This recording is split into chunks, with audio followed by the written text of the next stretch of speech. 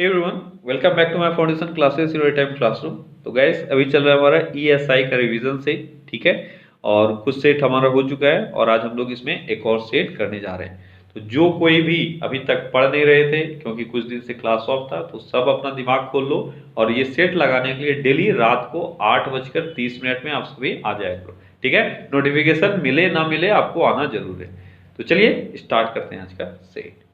तो आज का हमारा पहला क्वेश्चन है, टीआरपी का पूरा नाम क्या है। टीआरपी टीवी से रिलेटेड है, आप सभी जानते हो, ठीक है। तो टीआरपी का पूरा नाम या फुल फॉर्म क्या होता है? Television rating point. क्लियर है। अगला क्वेश्चन है, दलाल स्ट्रीट सेंसेक्स से संबंधित है, तो लंदन में फ्लीट स्ट्रीट किससे संबंधित है? बहुत अच्छा क्वेश्चन, जीके प्लस रीजनिंग दोनों हो गया।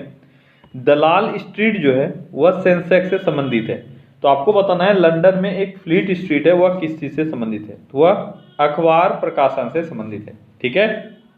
फ्लीट स्ट्रीट जो था, एक समय था जितना भी दुनिया भर का जो नामी अखबार है, ठीक है, वो सब इस फ्लीट स्ट्रीट में सबका ऑफिस हुआ करता था। अब तो डिस्पर्स हो गया, लेकिन ये नामी था अखबारों के लिए। क्लियर।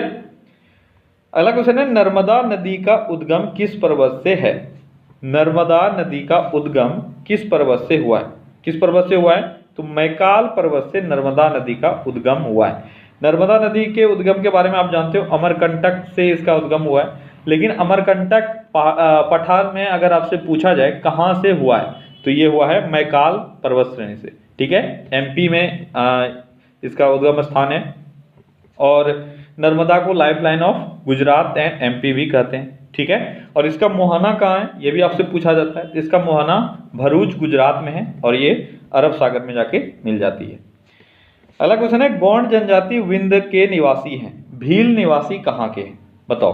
गोंड तो विंध्य पर्वत श्रेणी में निवास करती है, विंध्य क्षेत्र में निवास करती है, लेकिन भील जनजाति जो है वह कहाँ निवास करती है? जल्दी से बताओ, कहाँ करती है?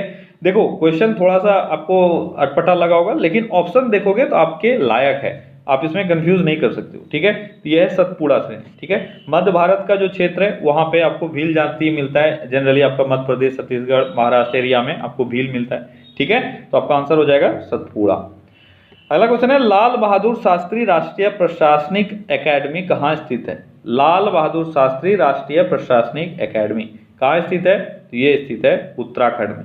उत्तराखंड में कहाँ है? उत्तराखंड के मसूरी में ये स्थित है। अगला क्वेश्चन है, प्रसिद्ध संस्कृत काव्य कादम्बरी की रचना किसने की थी? बहुत आसान सा क्वेश्चन है। कादम्बरी की रचना बाणभट्ट के द्वारा की गई थी। अगला क्वेश्चन है, प्रथम राजीव गांधी राष्ट्रीय सद्भावना सम्मान पाने वाली प्रथम महिला कौन थी? राजीव गांधी राष्ट्रीय सद्भावना सम्मान पाने वाली प्रथम महिला कौन थी? कौन थी? वो थी मदर टेरेसा। एक्चुअली में पहला अवार्ड भी इन्हीं को मिला था, यानी महिला भी हो गई और पहला सम्मान भी इन्हीं को मिला था, ठीक है। कब मिला था? 1992 में। 1992 में ही जो राजीव गांधी सद्भावना सम्मान है ये स्टार्ट हुआ था। इससे पहले मैंने आपको बताया था राजीव गांधी खेल रत्न, वो भी 91-92 में वो भी चालू हुआ था, ठीक है। और 92 में राजीव गांधी सद्भावना सम्मान भी चालू हुआ। क्लियर। ये हर वर्ष 20 अगस्त को दिया जाता है और 20 अगस्त आपको पता है क्या है? वो राजीव गांधी का बर्थ एनिवर्सरी का डेट है। और ये कब से इनका हम लोग 20 जो अगस्त है उसको हम लोग किस रूप में सेलिब्रेट करते हैं? उसको हम लोग सद्भावना दिवस के रूप में सेलिब्रेट करते हैं। क्लियर। अगला क्वेश्चन है, दिल्ली में लाल किले में मोती मस्जिद का निर्माण किसने करवाया था? मोती मस्जिद का निर्माण किसने करवाया था? जल्दी बताओ, किसने करवाया था? तो ये करवाया गया था औरंगजेब के द्वारा। कहां आपसे पूछा जा रहा है ये भी ध्यान देना है, लाल किले के अंदर पूछा जा रहा है, इसलिए आपका आंसर होगा औरंगजेब। क्लियर। अगला क्वेश्चन है, पाकिस्तान में आईएसआई का अर्थ क्या है? पाकिस्तान में आईएसआई का अर्थ क्या है? तो पाकिस्तान में आईएसआई का अर्थ है इंटर सर्विसेज इंटेलिजेंस। क्या है? Inter services intelligence. बहुत सारे बच्चे जैसे इस्लामिक देखते हैं वो लोग मार देते हैं, इस्लामिक से उसको कोई मतलब नहीं है, इसका फुल फॉर्म होता है इंटर सर्विसेज इंटेलिजेंस। अगला क्वेश्चन है, निम्नलिखित का मिलान करें। अच्छा, आपको दिया हुआ है एक साइड कुछ क्वांटिटीज दिए हुए हैं, दूसरे साइड यूनिट दिया हुआ है। पहला है पास्कल, न्यूटन, जूल और वाट। किसका है आपको बताना है? दाब, बल, कार्य और शक्ति। पास्कल जानते हो दाब का है, ठीक है, सीधा सामने सामने दिख रहा है। न्यूटन बल का है, जूल कार्य का है, वाट शक्ति का है। अगर एग्जाम में इस तरह के क्वेश्चन आ जाए तो आपकी तो चांदी ही चांदी है। ठीक है, तो आपका सही आंसर क्या हो जाएगा? कौन सा यहाँ पे सही ऑप्शन दिख रहा है आपको? सही ऑप्शन मुझे ए दिख रहा है। ठीक है, तो आपका सही आंसर ए होगा। अगला क्वेश्चन है, टेलीविजन का आविष्कार किसने किया था? टेलीविजन का आविष्कार किसने किया था? यह किया गया था जे.एल. बेयर्ड के द्वारा। अगला क्वेश्चन है, कमरे के एक कोने में इत्र की एक बोतल खोलने पर कमरे के दूसरे कोने में उसकी सुगंध पहुंच जाती है। यह डैश का उदाहरण है। यह किस चीज का उदाहरण है? कमरे के एक बोतल में आप सेंट का बोतल खोलते हो और दूसरे कोने में आपको नाक में कुछ कुछ होने लगता है। किस चीज का उदाहरण है? यह है विसरण का उदाहरण। किस चीज का? विसरण। इंग्लिश में इसको क्या बोलते हैं? डिफ्यूजन। ठीक है, जब दो या दो से अधिक पदार्थ स्वतः यानी अपने आप एक दूसरे में मिलकर एक समान मिश्रण बनाते हैं तो उसको हम लोग डिफ्यूजन बोलते हैं। ठीक है, या विसरण बोलते हैं। अगला क्वेश्चन है, सूर्य के प्रकाश का वर्ण लेखन प्राप्त करने के लिए सर्वप्रथम ग्लास प्रिज्म का उपयोग किसने किया था? ग्लास प्रिज्म का उपयोग किया गया था। इससे जब सनरेज पड़ता है तो आप जानते हो रेनबो की तरह एक स्पेक्ट्रम बनता है। ठीक है, आपको ये पूछा जा रहा है ये एक्सपेरिमेंट सबसे पहले किसने किया था? किसने किया था? ये आइजैक न्यूटन के द्वारा किया गया था। इसको न्यूटन प्रिज्म एक्सपेरिमेंट भी कहते हैं। ठीक है, अगला क्वेश्चन है, हर्माफ्रोडाइट एक पशु है जो कि हर्माफ्रोडाइट कैसा पशु होता है? हर्माफ्रोडाइट एक ऐसा पशु है जो नर एवं मादा दोनों का गुण रखता है। ठीक है, अगला क्वेश्चन है, मानव शरीर में तनाव के समय स्रावित होने वाला हार्मोन कौन सा है? जब आप तनाव में होते हो तो एक स्पेशल हार्मोन सीक्रेट होने लगता है। कौन सा है? वह है एड्रेनलिन। ठीक है, एड्रेनलिन हार्मोन जब आप तनाव में रहते हो तो स्रावित होता है। अगला क्वेश्चन है, कौन से पौधे हार्मोन तनाव में वृद्धि में मदद करते हैं? तनाव में वृद्धि में कौन सा हार्मोन मदद करता है? कौन सा है? यह है गिबरेलिन। ठीक है, प्लांट हार्मोन का जब भी हम लोग बात करेंगे तो 5 मेन हार्मोन है जिससे आपसे क्वेश्चन बनते हैं और आपको इसके बारे में जानना भी चाहिए। आता है तो अच्छी बात है, नहीं आता है तो अभी मैं एक्सप्लेन कर रहा हूँ, इसको एक बार देख लो। ठीक है, जिसको भी प्रॉब्लम है, जिसको एक क्वेश्चन के बाद दूसरा क्वेश्चन जल्दी जल्दी चाहिए, वो 2 मिनट के लिए कहीं जा सकते हो। अच्छा, यहाँ से मुझे एक चीज याद है, आप लोगों के अंदर इतना पेशेंस कम क्यों होता जा रहा है डे बाय डे? सब टिकटॉक वाले, जब टिकटॉक पे जब से टिकटॉक आया है, जब से आप लोग टिकटॉक बनाने लगे हो तब से ये आप लोग का पेशेंस लेवल बहुत कम हो गया, आप लोगों को पता है? क्योंकि जब भी 30 सेकंड 40 सेकंड अगर कुछ एक्स्ट्रा बोल दो तो सर नेक्स्ट नेक्स्ट, क्या मजाक चल रहा है यहाँ क्या? मैं तुम्हारे लिए स्पेशली थोड़ी ना बैठा हूँ नेक्स्ट नेक्स्ट। मैंने बहुत बार सुना है तुम लोग ऐसे क्लास में करते हो, बीच में सुनना है तो चुपचाप सुनो, नहीं सुनना है तो जा सकते हो, कोई दिक्कत नहीं है। ठीक है, अपने अंदर थोड़ा पेशेंस रखो। जो चीज आप यहाँ पे आधे घंटे में 40 मिनट में 50 मिनट में पढ़ते हो ना, यही अगर ऑफलाइन क्लास में मैं ही पढ़ाऊंगा इसमें 2 घंटे लगेंगे, तुम्हें पता है? तो थोड़ा सा अपना पेशेंस रखो। तुम्हें आता है तो अच्छी बात है, सीख प्रैक्टिस करो उसको, नहीं आता है तो सीख लो। चलो, यहाँ पे है 5 प्लांट हार्मोन का मैंने बात किया। एक है आपका ऑक्सीन, दूसरा क्या है? दूसरा है गिबरेलिन, तीसरा है साइटोकाइनिन। ठीक है, चौथा क्या है? चौथा है आपका अब्सेसिक एसिड, और 5वां है आपका एथिलीन। ठीक है, ये 5 हार्मोन का नाम आपको पता होना चाहिए, इसका क्या काम है ये पता होना चाहिए। तो पहला मैंने क्या बताया था? पहला मैंने बताया ऑक्सीन। ठीक है, ऑक्सीन क्या होता है? ये एक तरह का ग्रोथ हार्मोन होता है। अब आपको लग रहा होगा ग्रोथ हार्मोन तो क्वेश्चन में भी पूछा गया है, तो ऑक्सीन और इसमें क्या अंतर है? तो ये जो ग्रोथ हार्मोन है ये जनरली पाया जाता है टिप पे। ठीक है, रूट और शूट दोनों के टिप पे ये पाया जाता है, जिसके कारण से न्यू सेल्स जो आते हैं उसमें ग्रोथ होके स्टेम्स का आगे वाला भाग ऊपर बढ़ते रहता है, या जहाँ पे भी स्टेम आगे बढ़ रहा है वहाँ बढ़ते रहता है। ठीक है, और इसका एक और काम क्या है? इसका आप देखते हो प्लांट अगर आप कहीं पे भी लगाते हो, यहाँ पे मान लो शेड है, तो क्या होता है? ये बेंड होके जिधर से सनलाइट आ रहा है उधर वो चला जाता है। तो ये किसके कारण होता है? ये भी ऑक्सीजन के कारण होता है। क्लियर? ये सारी चीजों को याद रखना, क्वेश्चन यहीं से बनेंगे। दूसरा मैंने बताया गिबरेलिन। गिबरेलिन का काम क्या है? गिबरेलिन भी ग्रोथ हार्मोन है, लेकिन ये स्टेम के ग्रोथ में काम आता है। ठीक है, जो तना है इसके ग्रोथ में काम आता है। टिप पे अगर पूछा जाए तो ऑक्सीन हो जाएगा, लेकिन स्टेम के ग्रोथ में यानी तना के वृद्धि में अगर बात किया जाए तो आपका गिबरेलिन हो जाएगा। क्लियर? अब इसके बाद तीसरा क्या है? साइटोकाइनिन। मैंने बताया था तीसरा है साइटोकाइनिन। इसका क्या काम है? इसका काम है ऑक्सीन को हेल्प करना। ठीक है, ऑक्सीन जो काम कर रहा है उसी में हेल्प करता है साइटोकाइनिन। इसके बाद एक और मैंने बताया था चौथा, अब्सेसिक एसिड। इसका क्या काम है? इसका काम है ग्रोथ को रोकना। जो गिब्रेलिन और ऑक्सिन कर रहा था उसको कम करना, उसको रोक देना, इनहिबिट कर देना, ठीक है। और क्या इसका क्या काम है, एब्सिसिक एसिड का और क्या काम है, एब्सिसिक एसिड का और काम है कि जैसे पत्ते झड़ रहे हैं, ठीक है, ये सब काम, यानी रिवर्स कर देना, ऑक्सिन और जिब्रेलिन के काम को रिवर्स कर देना। अगर ये पूछा जाए तो आपका हो जाएगा एब्सिसिक एसिड। और पांचवा और लास्ट मैंने बताया था इथिलीन। इथिलीन का क्या काम है, एक तो आप जान रहे हो बहुत ही कॉमन यूज है, फल को पकाने में इसका काम आता है, ठीक है। और क्या होता है, ट्रांसवर्स ग्रोथ, ट्रांसवर्स ग्रोथ ये याद रखना। ट्रांसवर्स ग्रोथ क्या हो गया, आप देखते हो तना मोटा भी होता जाता है, ठीक है। तो ये जो मोटापा बढ़ता है तना का, ये किसके कारण होता है, ये होता है एथिलीन के कारण, जो फल को पकाने में काम आता है। तो ये सारी चीजों को आपको याद रखना है, ठीक। चलो बढ़ते हैं अगले क्वेश्चन की तरफ। अगला क्वेश्चन है, मेढक के हृदय में कोष्ठकों की संख्या कितनी होती है। बिल्कुल टाइम नहीं दूंगा, इसमें 3 कोष्ठक होते हैं मेढक के हृदय में, हमारे हृदय में 4 कोष्ठक होते हैं। जल्दी जल्दी आंसर करो। अगला क्वेश्चन है, भारत भवन किस राज्य की राजधानी में स्थित है। किस राज्य की राजधानी में भारत भवन है, आसान सा क्वेश्चन है। मध्य प्रदेश की राजधानी में भारत भवन है, मध्य प्रदेश में भोपाल में भारत भवन है, ठीक है। और इसका गठन कब गया था, 1882 में इसका गठन हो गया था। और इसके आर्किटेक्ट कौन थे, ये भी आपसे पूछा जाता है, तो चार्ल्स कोर, ठीक है, चार्ल्स कोर। आपको जो स्पेलिंग से जो समझ में आए उसको लिख लेना, कोरिया, कोर, इस तरह का स्पेलिंग है इनका, CORREA, ठीक है, कोर या कोरिया, चार्ल्स कोरिया, ये थे इसके आर्किटेक्ट। अगला क्वेश्चन है, हिलेरी क्लिंटन द्वारा निम्नलिखित में से कौन सी पुस्तक लिखी गई है। हिलेरी क्लिंटन ने इसमें से कौन सा बुक लिखा है। बिल्कुल गलत, आप सभी ने उपरोक्त सभी करके मेरा सारा क्वेश्चन का मजाक किरकिरा कर दिया। वैसे आपका आंसर सही है, उपरोक्त सभी होगा, ठीक है। लिविंग हिस्ट्री, हार्ड चॉइसेस और डियर स्कॉस डियर बडी, ठीक है, सॉरी डियर सॉक्स डियर बडी, ये है 3 बुक। और भी बुक्स है जो हिलेरी क्लिंटन के द्वारा लिखा गया, लेकिन ये तीनों बुक जो है हिलेरी क्लिंटन ने लिखा है। तो आपका आंसर उपरोक्त सभी सही है।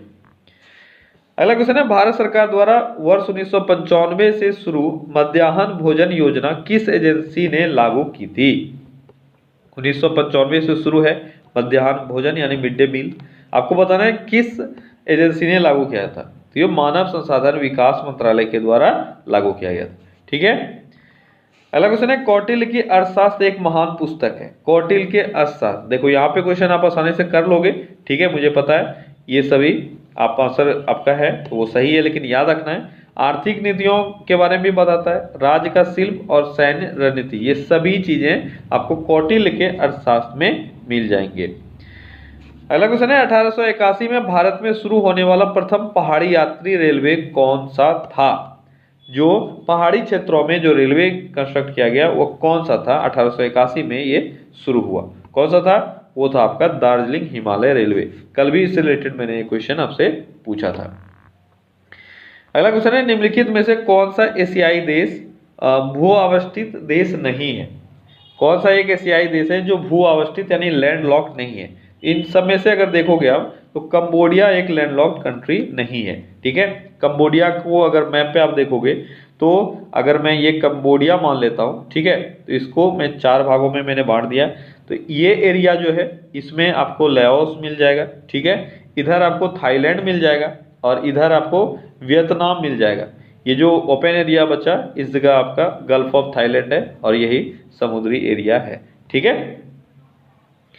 अगला क्वेश्चन है, कौन सी प्राकृतिक घटना पौधों में कार्बन डाइऑक्साइड स्थिरीकरण करती है। कार्बन डाइऑक्साइड फिक्सेशन, इसमें से कौन सा प्रोसेस है जो करता है, तो ये हो गया आपका, सॉरी कौन सा, ये ठीक तो है, सूर्य प्रकाश, ठीक है। सूर्य प्रकाश जो पौधों में फोटोसिंथेसिस होता है उसमें कार्बन डाइऑक्साइड के फिक्सेशन में हेल्प करता है। अगला क्वेश्चन है, निम्नलिखित में से किस ग्रह की सतह ठोस नहीं है। इन चारों में से बताना है किसका सतह ठोस नहीं है। तो जानते हो जो पहला 4 ग्रह जिसको हम लोग क्या बोलते हैं, जिसको हम लोग बोलते हैं टेरेस्ट्रियल प्लैनेट, तो ये है 4 प्लैनेट जिसका सतह जो है वह ठोस है, लेकिन बाकी जो है जोवियन प्लैनेट जुपिटर से लेकर लास्ट तक ये ठोस सतह वाले प्लैनेट नहीं है, ये गैसियस प्लैनेट है। यहाँ पे आपको बृहस्पति दिख रहा है तो आपका आंसर बृहस्पति होगा।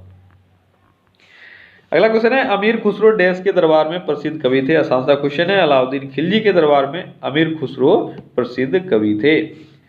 अगला क्वेश्चन है सुमो किस देश की पारंपरिक कुश्ती है, जल्दी बताओ। सुमो कहाँ की है, यह है जापान की पारंपरिक कुश्ती। अगला क्वेश्चन है जिराफ किस महाद्वीप का जीव है। जिराफ जनरली आपको कहाँ मिलेगा, तो जिराफ आपको अफ्रीका महादेश में मिलेगा। अगला क्वेश्चन है भारत में राष्ट्रीय एकता दिवस कब मनाया जाता है। राष्ट्रीय एकता दिवस भारत में कब मनाया जाता है, कब मनाया जाता है राष्ट्रीय एकता दिवस, तो भारत में राष्ट्रीय एकता दिवस 31 अक्टूबर को मनाया जाता है। अगला क्वेश्चन है सिख धर्म के संस्थापक कौन थे, कौन थे सिख धर्म के संस्थापक, तो सिख धर्म के संस्थापक थे गुरु नानक। अगला क्वेश्चन है निम्नलिखित में से किस कपड़े का नाम फ्रेंच वस्त्र निर्माता के नाम पर रखा गया है। फ्रेंच वस्त्र निर्माता एक हुआ, उसके नाम पर एक कपड़ा का टाइप जो आप यूज करते हो ये रखा गया है, वो कौन सा है, वो है जॉर्जेट। ठीक है, जॉर्जेट कपड़ा जो है यह जॉर्जेट डे ला प्लांटे, क्या नाम था इनका, जॉर्जेट डे ला प्लांटे। ठीक है, ये नाम था, एक फ्रेंच के ये वस्त्र निर्माता थे और इन्हीं के नाम पे ये कपड़ा का नाम रखा गया है। अगला क्वेश्चन है शेख सलीम चिश्ती का कब्र कहाँ है। शेख सलीम चिश्ती का कब्र कहाँ है, यह है फतेहपुर सिकरी में। अगला क्वेश्चन है भारत के स्वतंत्रता के समय ब्रिटेन के प्रधानमंत्री कौन थे, जल्दी से बताओ, आसान सा क्वेश्चन है, कौन थे, क्लीमेंट एटली थे। विंस्टन चर्चिल से कंफ्यूज मत करना, विंस्टन चर्चिल वर्ल्ड वार 2 के टाइम में थे। ये 2 क्वेश्चन आता है, बहुत सारे बच्चे इसमें कंफ्यूज कर जाते हैं, लेकिन आपको याद रखना है विंस्टन चर्चिल वर्ल्ड वार 2 और क्लीमेंट एटली भारत की स्वतंत्रता के समय। अगला क्वेश्चन है सबसे पहले बिक्री कर लगाने वाला शासक कौन था। वह शासक कौन हुआ जिसने सबसे पहले बिक्री कर लगाया था, किसने लगाया था, तो यह है चंद्रगुप्त मौर्य। अलाउद्दीन खिलजी से आप कंफ्यूज मत करना, अलाउद्दीन खिलजी ने सबसे पहले बाजार नियम लाया था, ठीक है, लेकिन बिक्री कर का यहाँ पे बात किया जा रहा है और ये सबसे पहले चंद्रगुप्त मौर्य ने लगाया था। अगला क्वेश्चन है विश्व का सबसे बड़ा हवाई अड्डा कौन सा है। विश्व का सबसे बड़ा हवाई अड्डा कौन सा है, यह है किंग फहद इंटरनेशनल हवाई अड्डा। ठीक है, ये कहाँ है, ये दमम सऊदी अरेबिया में है और ये है दुनिया का सबसे बड़ा हवाई अड्डा। अगला क्वेश्चन है रविंद्रनाथ टैगोर को कब नोबेल पुरस्कार दिया गया था। रविंद्रनाथ टैगोर को नोबेल पुरस्कार 1913 में गीतांजलि के लिए दिया गया था और ये पहले भारतीय है जिनको नोबेल पुरस्कार से सम्मानित किया गया। अगला क्वेश्चन है मास्की कहाँ स्थित है। मास्की कहाँ स्थित है, जल्दी बताओ, मास्की कहाँ स्थित है, तो मास्की स्थित है कर्नाटक में। ठीक है, कर्नाटक के रायचूर जिले में, कहाँ पे, रायचूर जिले में मास्की मिलेगा। अगला क्वेश्चन है हेली धूमकेतु पुनः कब दिखाई पड़ेगा।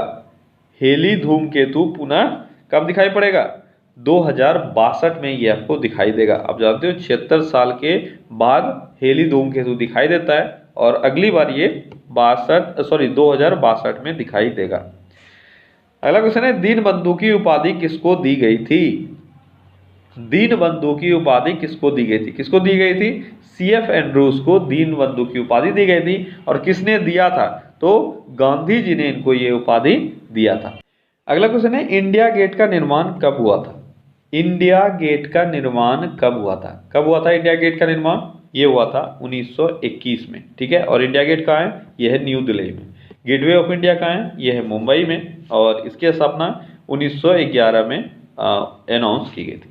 ठीक है, अगला क्वेश्चन है गोपाल कृष्ण गोखले के गुरु कौन थे। गोपाल कृष्ण गोखले के गुरु कौन थे, MG रनाडे थे गोपाल कृष्ण गोखले के गुरु। अगला क्वेश्चन है चांद बीबी कहाँ की शासिका थी। चांद बीबी कहाँ की शासिका थी, कहाँ की शासिका थी, अहमदनगर की शासिका थी। बहुत सारे बच्चों ने A और C भी मारने का कोशिश किया होगा जो कि गलत है। ठीक है, अहमदनगर और बीजापुर, अहमदनगर और बीजापुर की ये शासिका थी। ठीक है, अगला क्वेश्चन है वर्ल्ड हेरिटेज डे कब मनाया जाता है।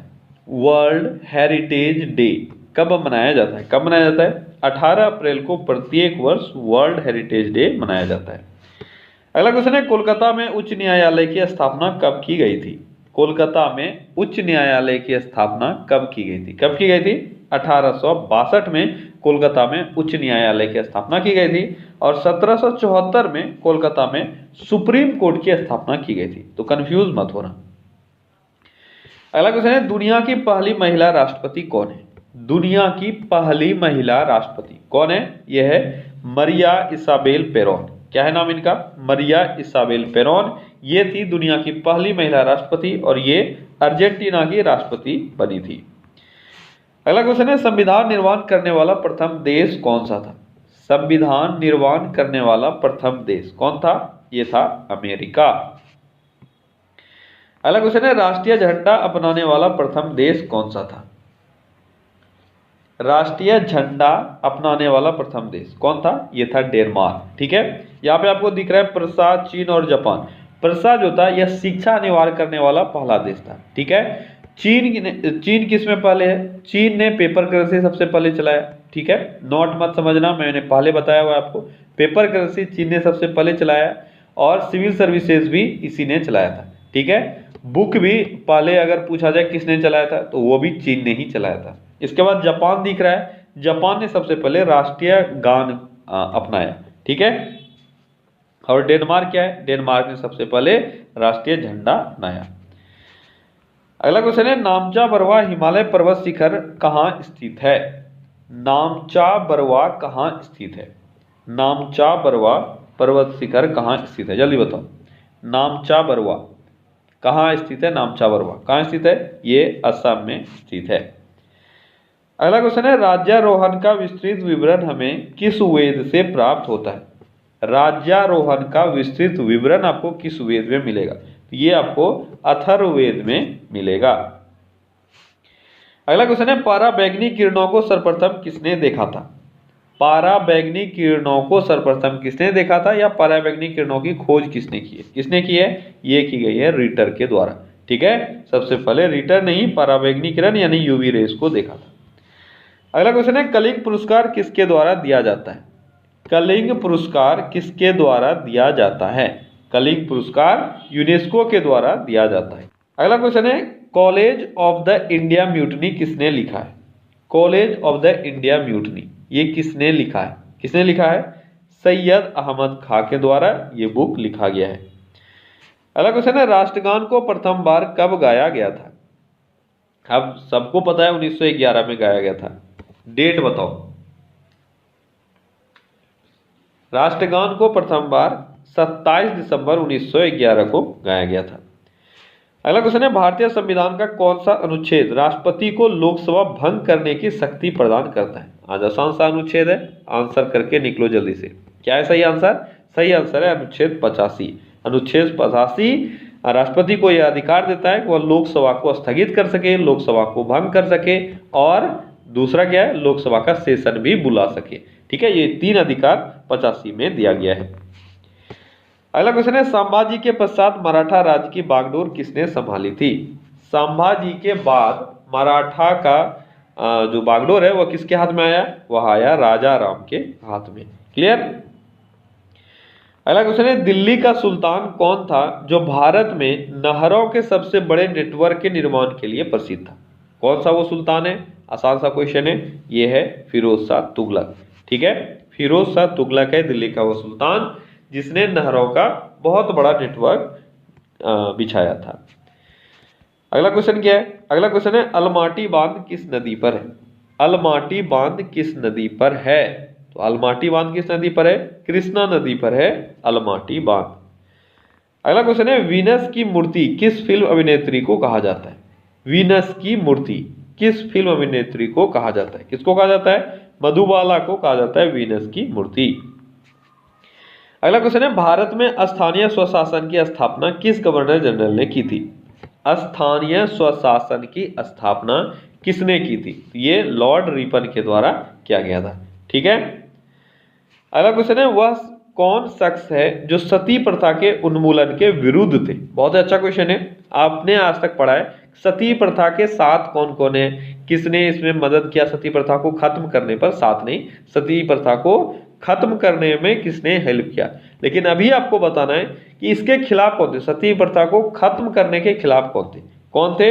इसमें से एक नाम दिख रहा है राधाकांत देव, जो सती प्रथा को खत्म करने के खिलाफ थे। राजा राम मोहन राय ने हेल्प किया और विलियम बेंटिक्ट ने 1829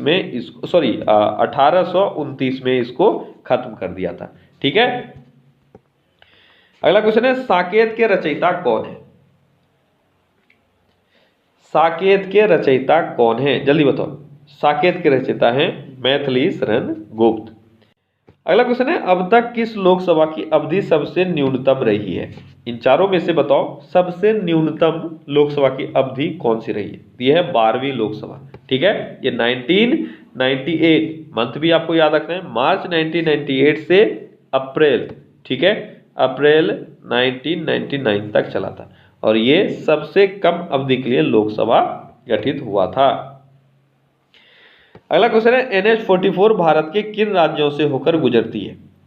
कितने राज्यों से होकर गुजरती है? सॉरी, NH-44 भारत के कितने राज्यों से होकर गुजरती है? तो NH-44 भारत के 11 राज्यों से होकर गुजरती है। अगला क्वेश्चन है केंद्रीय खाद्य तकनीकी अनुसंधान संस्थान कहाँ स्थित है? केंद्रीय खाद्य तकनीकी अनुसंधान संस्थान कहाँ स्थित है? कहाँ स्थित है? तो ये स्थित है मैसूर में। कहाँ स्थित है? मैसूर में केंद्रीय खाद्य तकनीकी अनुसंधान संस्थान स्थित है। अगला क्वेश्चन है ब्लाइट रोग किससे संबंधित है? ब्लाइट रोग किससे संबंधित है? तो ब्लाइट रोग आलू से संबंधित है। अगला क्वेश्चन है भारत की कुल तटीय भाग की लंबाई कितनी है? कुल तटीय भाग की लंबाई आपसे पूछी जा रही है, जो किलोमीटर में दिया हुआ आपको बताना है कितनी है। कितनी है? 7516, ठीक है। एग्जैक्ट आपको जानना है तो 7516.6 किलोमीटर, ठीक है। अच्छा, अगर आपसे पूछा जाता भारत की कुल सीमा कितनी है, तब क्या होगा आंसर? किसी को पता है? जल्दी बताओ, कुल सीमा कितनी है? तो देखो यहाँ पे अगर कुल सीमा पूछी जाती है तो बच्चे कंफ्यूज हो जाते हैं, ठीक है। इसको एक बार नोट डाउन कर लो, अगर आपको नहीं पता है, अगर पता है तो इसको रिवाइज करके दिमाग में स्टोर कर लो। 15,200, 7516, एक और आपको मिलेगा 6100। ये 3 डाटा है जिसको आपको याद रखना है, ठीक है। सबसे पहली बात, अगर मैं बोलूं स्थलीय सीमा, स्थलीय सीमा कितना है? 15,200, ठीक है। और मुख्य भूमि की, ध्यान देना, मुख्य भूमि की तटीय भाग कितनी है?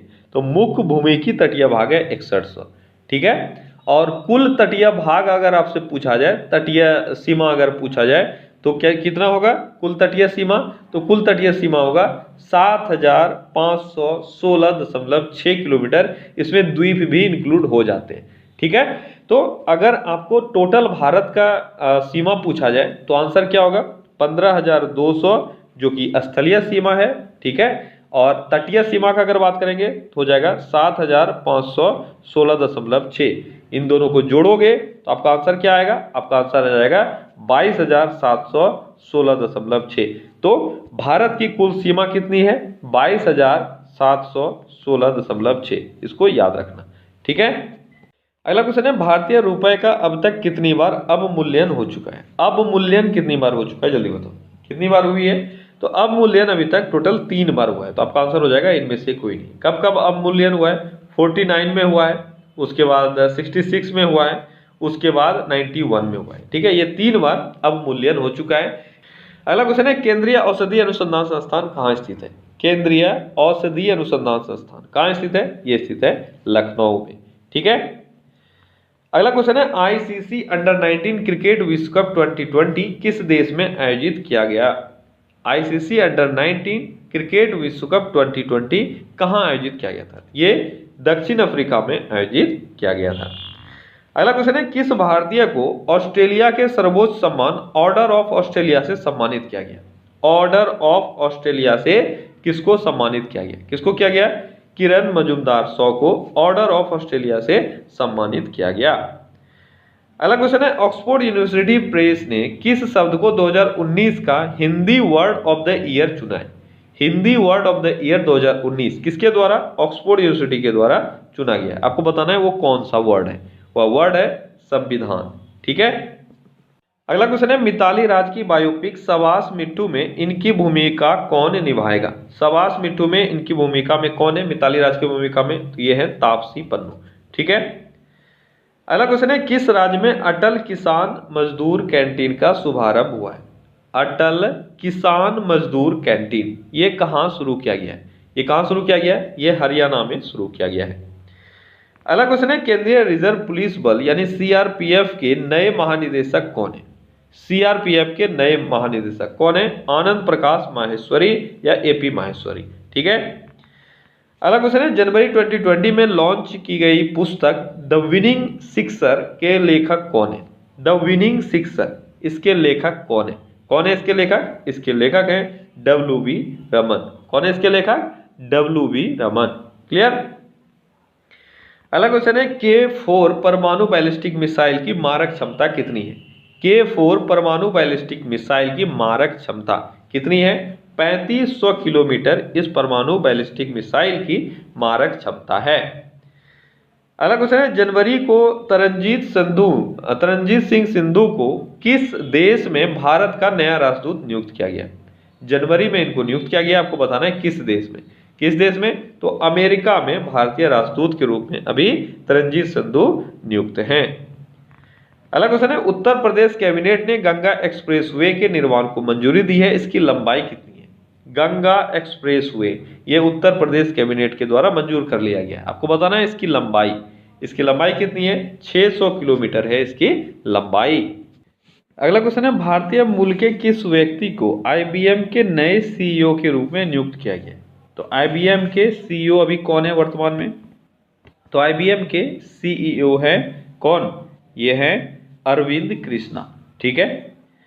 अगला क्वेश्चन है, केंद्रीय मंत्रिमंडल ने किस राज्य में वधावन बंदरगाह की स्थापना को मंजूरी दी है?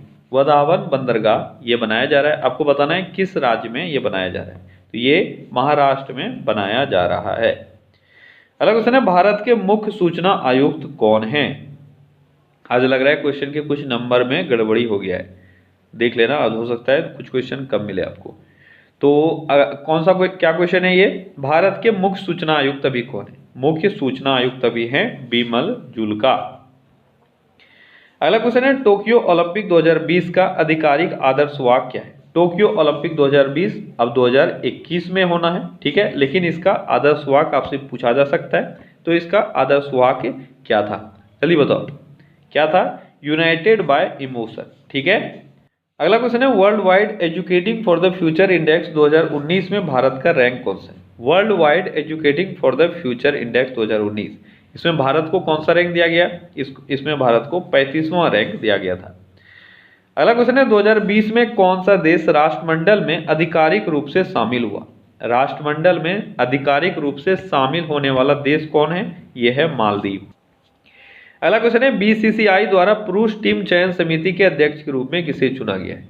पुरुष टीम चयन समिति का अध्यक्ष अभी वर्तमान में कौन है? यह है सुनील जोशी। अगला क्वेश्चन है, पब्लिक ट्रांसपोर्ट को फ्री करने वाला दुनिया का पहला देश कौन बना है? पब्लिक ट्रांसपोर्ट को फ्री करने वाला दुनिया का पहला देश बन गया है लग्जमबर्ग। ठीक है। अगला क्वेश्चन है, फीफा द्वारा कोविड-19 के खिलाफ चलाए गए अभियान के लिए किस भारतीय फुटबॉलर को चुना गया है? फीफा ने जो कोविड-19 के खिलाफ अभियान चलाया है उसके लिए कौन सा भारतीय फुटबॉलर चुना गया है? उसके लिए बाईचुंग भूटिया को चुना गया है।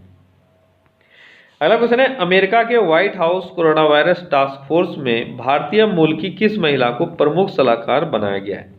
अमेरिका के white house corona virus task force का जब गठन हुआ उस वक्त एक भारतीय मूल की महिला को प्रमुख सलाहकार बनाया गया था। आपको बताना है कौन? वो कौन है? वो है सीमा वर्मा। अगला क्वेश्चन है, महाराष्ट्र में मुंबई से मांडवा के बीच रोपैक्स सेवा की शुरुआत किसने की? महाराष्ट्र में मुंबई से मांडवा के बीच में रोपैक्स सेवा शुरू की गई है, किसके द्वारा? किसने इसको लॉन्च किया था? यह है मनसुख मांडविया। कौन है ये शिपिंग और फर्टिलाइजर मिनिस्टर हैं। ठीक है। और इन्होंने मार्च 2020 में ही महाराष्ट्र में मुंबई से मांडवा के बीच में रोपैक्स सेवा शुरू किया। ये एक तरह का वाटर ट्रांसपोर्ट सिस्टम है। अगला क्वेश्चन है, सर्वश्रेष्ठ महिला पत्रकार के तौर पर चमेली देवी जैन पुरस्कार 2019 किसे मिला है? चमेली देवी जैन पुरस्कार 2019 से किसको सम्मानित किया गया है? किसको? तो ये दोनों लोग हैं, रोहिणी मोहन और अरफा खानम शेरवानी। इन दोनों को चमेली देवी जैन पुरस्कार 2019 से सम्मानित किया गया है। ठीक है। अगला क्वेश्चन है, मार्च 2020 में किसने दूसरे कार्यकाल के लिए अफगानिस्तान के राष्ट्रपति के रूप में शपथ लिया है? मार्च 2020 में अफगानिस्तान के नए राष्ट्रपति बने हैं। आपको बताना है वो कौन है? तो ये हैं अशरफ गनी, पहले भी यही थे और फिर से यही चुने गए।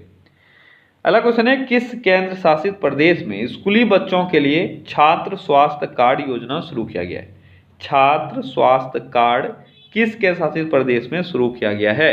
कौन सा है? वो है जम्मू कश्मीर। ठीक है। अगला क्वेश्चन है, स्वयं सहायता समूह के लिए एक विशेष विभाग बनाने वाला देश का पहला राज्य कौन सा है? आपको बताना है।